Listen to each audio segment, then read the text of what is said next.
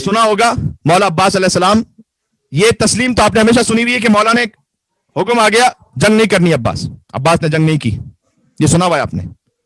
عباس خیمے ہٹا لو، عباس جیسا شیر کہ نظریں اٹھا کر دیکھ لے تو یزیدیوں کا کتا پانی کر دے.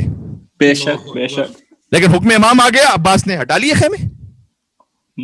عباس ان سے سلو کی بات کرو. 9 محرم مولا سلو کے لیے آپ حبیب نے مطاہر کو بھیج دیں، مسلم نے اوسجا کو بھیج دیں، زہیر قین کو بھیج دیں، بوڑھے بوڑھے صحابی ہیں. عباس تو آئے ہی جنگ کرنے کے لیے. اللہ اکبر. کہ نہیں عباس تم جاؤ سلو کرنے کے لیے. اور پھر اس کے بعد حسین نے وہ جملہ کہا جو آج تک حرم ابوالفضل عباس علیہ السلام بین الحرمین عباس کے سینے پر گویا تمغے کی طرح حسین نے عطا کیا ہے کہ ارکب، اے عباس سوار ہو جاؤ اور جاؤ ان سے سلوح کی بات کرو. بے نفسی انت یا اخی، اس لیے کہ حسین کی جان تجھ پر قربان ہو جائے. سبحان اللہ سبحان اللہ سبحان اللہ. عظمت عبد الصالح مولا عباس علیہ السلام صلوات. اللہم صلی علی محمد.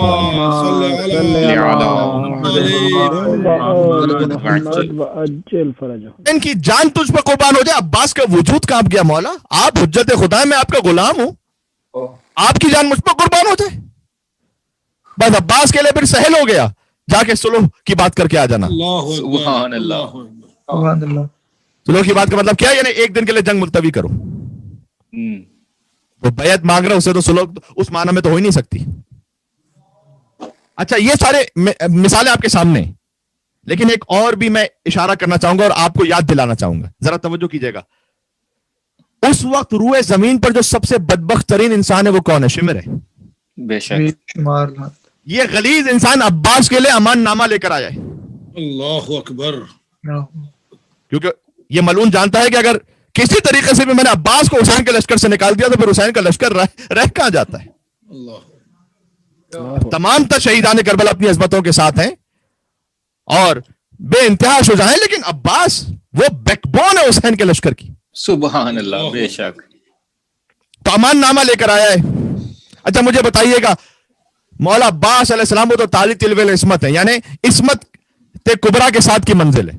ایسے رفقت کے جہاں سرحد عصمت مل جائے اور 2 قدم آگے بڑھے اور امامت مل جائے. سبحان اللہ سبحان اللہ سبحان اللہ. یہ عباس. سبحان اللہ. بے شک. سبحان اللہ سبحان. ان کے مقام رفعت کو تو میں تو اپنی بات کر رہا ہوں، ہم اور آپ اپنی سطح پر ہوتے کیا اس غلیظ انسان سے ہم بات بھی کرنا چاہیں گے؟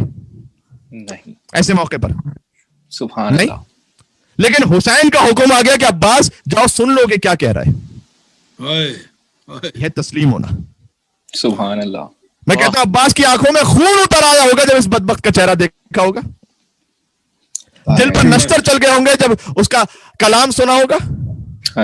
لیکن نہیں، میرے مولا کا حکم ہے کہ میں بات کر لوں، کیونکہ رشتہ داری کا عنوان لے کر آیا ہے.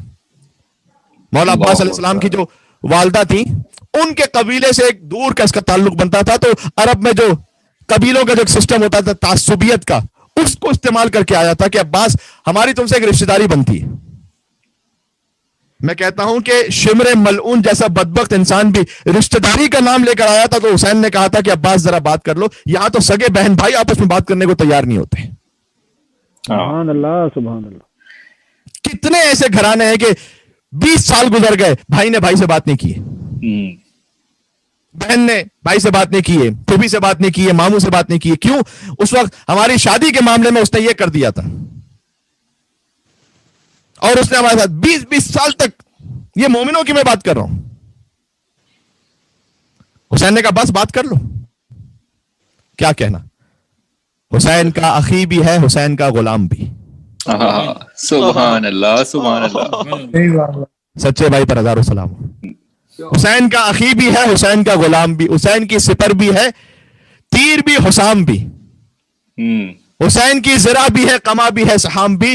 حسین حکم دے اگر تو شمر سے کلام بھی.